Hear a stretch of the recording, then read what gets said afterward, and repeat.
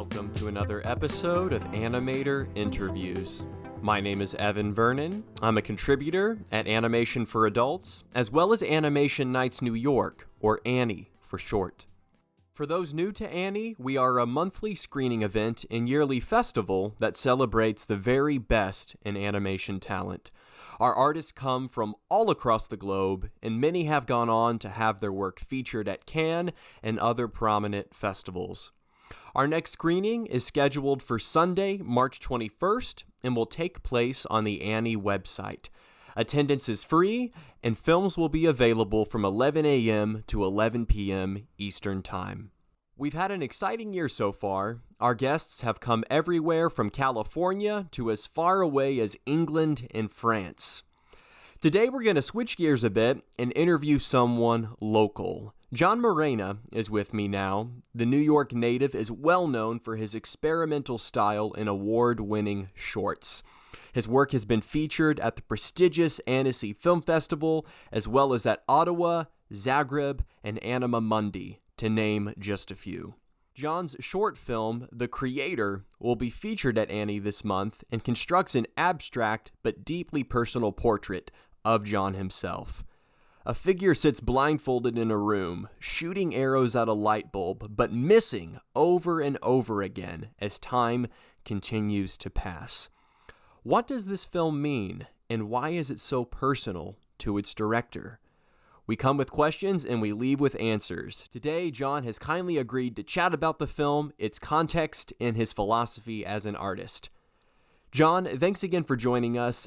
To start things off, tell us a bit about your journey. What got you into animation? I sort of had a lightning strike epiphany when I was 18. I was in college for illustration, and I suddenly got a bug in me that I wanted to make movies, but I still wanted to draw, so animation made the most logical sense. I applied to SVA, and I didn't get in the first time. So I switched schools and got my grades up, and then I ended up getting in there. I didn't graduate there, but I ended up starting a production company with two friends, and then kind of fell out of animation for a long time. Eventually, I got back into it. It's a long, boring story, but it took a few years for me to get back into animation. You cite multiple influences on your website. Did you have any figures in the industry who kind of inspired you to apply to SVA initially, or just to become an animator in general in your early years? Not really. I kind of just picked it out of thin air. I have to be honest with you. It was like they were, I would say, more at that point. My influences were more figures in music, but as far as filmmakers were concerned, there were more live action filmmakers like, Stanley Kubrick, Martin Scorsese, people like that. I wasn't specifically drawn to animation school because of like Bill Plimpton or something like that. I mean, I had known of him. I was a fan of, anime and like the MTV stuff that was going on at the time, Liquid Television. And, there wasn't much. Yeah. It's not like now where it's just everywhere. Back then there was still like 13 channels on television. And, if you had cable, you were able to see MTV. And that's where animation outside of after school animation and Saturday morning cartoons was. Yeah. But the fact that you decided to enter the industry of your own volition without any sort of outside influence is also inspiring in its own right. It was John Morena's idea. So thanks for kind of giving us a little brief overview there, John. I'd like to go ahead and ask you two questions. So The Creator is one of your films that's being screened at ANNY this next weekend, the 21st. I understand it was part of a larger project called Area 52, which was a very ambitious attempt to make 52 shorts in a year. So that's one short a week, basically, which is astounding. So, John, if you could, give us some background on Area 52. Where did the idea come from? What inspired you to take on such a challenging task? And then maybe tell us a little more about The Creator and what sort of inspired that short specifically. Well, Area 52 was born out of fear and frustration, actually. I had gotten into the film industry, really, to make films. And as most of us do, we get swept up in the whole, commercial thing. And, a lot of my film work was working on other people's stuff. When I had left the production company that I had started in 2014, was just thrust into freelance land, and, I basically started back with nothing. I had to build a client base and all that stuff. So by the time I got the bug in me that I wanted to make films again, this was around 2016. And this is me starting to push 40 years old, and I hadn't made any films. So it was either now or never, it was like, if not now, when? So I remembered this idea that I had called Area 52. This was a few years before I had left my company. And really, it was just supposed to be, in its original form, which is supposed to be these weekly tests, weekly experiments to try to find new and original, or at least new to me, animation techniques and visual effects techniques that would then inform my client work. But the thought of doing all that work just to do a couple of cool tricks for some bullshit television commercials, really kind of sounded a little bit like hell. So I decided to pair my want to make films with this Area 52 idea, and that was kind of how that was off and running. I also, one of my things with Area 52, because this was an Instagram project, I had no ambitions for anything really beyond that. It wasn't like I was making them and like wanting to get into Sundance or anything like that. I just wanted to bring my stuff directly to the people. And instead of bringing it to YouTube or Vimeo, I brought it to Instagram, where really there was really not much else like it going on Instagram. Typically on Instagram or Facebook, people will put up a sample and say, okay, click the link and then go somewhere else to watch the full thing. But I only know of one other show. It's called Blark and Son. It's a puppet show that was actually giving full start to finish episodes.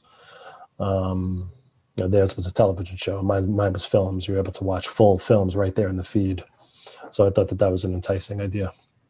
Yeah, you briefly mentioned that a lot of these films were featured in prominent festivals. I think several of them got picked up at Annecy, and about 25, correct me if I'm wrong on that, are currently being distributed by Autour de Minuit, which is a very boutique French distributor. Yes. I'm sure I'm not alone in saying that it's quite astounding what you accomplished through Area 52, John, because, you think about how labor intensive this was to produce one short per week. If it were just an everyday man attempting a feat of this kind, or an everyday animator, a lot of the content probably wouldn't be that good, simply because you're forced to come up with something original over and over again so quickly. But that wasn't the case with you. The films were phenomenal, so much so that they are being distributed internationally and celebrated on an international scale. So Thanks, man. I really just want to commend you for that. Thank you so much. Appreciate that. Yeah, absolutely. Especially since I almost died, or at least it felt that way. Yeah. Well, I did read the video description for the creator, and it sounds like this particular short was kind of born out of that frustration. I mean, you yourself are a creator, and I'm not sure if the short itself was maybe some sort of metaphor for your frustration at that point, because I think you were about a little past the halfway point, starting to get fatigued. Did you want to elaborate on that a little? Yeah, well, I mean, that film was originally a self-portrait, and it was originally called Area 52. I've since changed it to the creator because the name of the broader project was Area 52. I don't want people to get confused. But yeah, that's exactly right. At that moment in time, when you're sort of fishing for these ideas, at least when you're really trying to do quality work, they're not easy to come by. And that film and other films before and after it have taught me that, when you feel like you're really running out of ideas, you should dig deep for the honesty. And that's just where I was at that moment. You're feeling like, well, this is a self-imposed prison. I had to sacrifice obviously I couldn't like go out on weekends, and I didn't really see my family all that much. Another notable thing was that I had spent Christmas Eve with my family, but I spent Christmas Day by myself working on a film to get everything done. This film was done, I think, towards near the end of the summer, and people are outside skipping around, eating ice cream, and having a great time. And here I am making these films, and you start to wonder if like even anybody cares, or if there are a lot of times where you are the only one who actually cares about these things. So I guess it's just an expression of the fact that it's torture. That's kind of probably the best way to put it, because it's filled with a lot of self-doubt. There is a loneliness aspect to it, but in the end, if you keep trying, you're obviously going to get an idea. A lot of them come out of thin air, but a lot of them, come from, you really have to find it and beat it over the head. Yeah, thank you so much for sharing, John. And I appreciate your vulnerability too. You talked about the frustration that comes not only from encountering this writer's block and struggling to produce or finish your next idea, but also how you feel like your work often goes underappreciated, and that can be discouraging. My brother's an artist and struggles with the same dilemma. I personally think that at the end of the day, take this as you will, if a work of art touches so much as one person, then it has merit. If it means Sure, something definitely. personally, then it still has merit. So I really hope that you continue to do what you do and share your voice. So thank you so much for sharing. I really do appreciate it. One thing that I thought was particularly fascinating about the Area 52 project is every single short was right around 60 seconds or less. You seem to have this penchant for micro length content. I was wondering if you could just tell us a little bit about why you chose to make your shorts so concise. Was it just because of time constraints, or was that a deliberate artistic choice that you were making with these films? It was both. I mean, Hmm. I didn't really have any other choice, honestly. Just Hmm. I was a slave to the technology. Instagram didn't have IGTV, was not a thing yet. I don't even think stories were even a thing yet in 2017, or they may Hmm. have just become a thing then. So really, the only way to watch video there would be in the feed, and you're limited even still today to 60 seconds. So that seemed really enticing, because those are films that you can actually get done. Just from working in commercial world, you can get a 30 to 60 second animated spot done within a week. um, I know that might sound ridiculous if you're doing it in a very traditional fashion, drawing and Hmm. the whole pipeline aspect of it. But if you're doing stuff in After Effects, and if you're resourceful, it's definitely doable.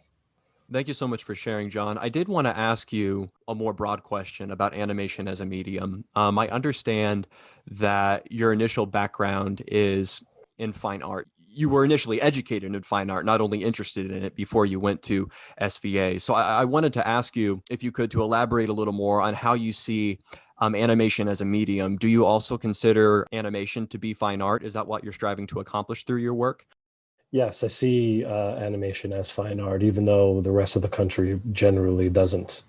I mean, I think other animators do to a certain extent. I think that there are large swaths of animators that don't. I think that their periphery stops at the major studios and major networks, television shows, Rick and Morty, things like that. Like to them, that's the extent of animation.